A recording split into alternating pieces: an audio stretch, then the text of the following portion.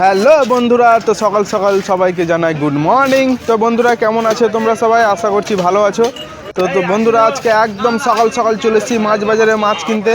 তো তোমরা দেখতে পাচ্ছ আজকে কত বড় একটা রুই মাছ নিলাম। গোটা নিলাম না, ওখান থেকে কেটে নিলাম লেজের দিকটা, কেন রুই মাছ আর যে কোনো মাছই হোক লেজের দিকটাই বেশি টেস্ট করে।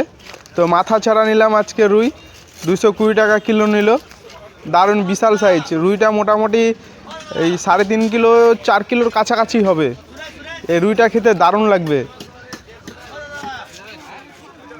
আর তোমরা দেখতে পাচ্ছ দাদা কত সুন্দর করে মাছটা পিস করে দিচ্ছে। তো দাদাকে বললাম একটু বড় বড় করে পিস রাখতে। আজকে রুই পোস্ত খাবো বাড়িতে। কালিয়া তো বহুত খেলাম, প্রায় কালিয়া খেলাম, পাতলা ঝোল খেলাম রুই মাছের। আজকে খাবো রুই পোস্ত।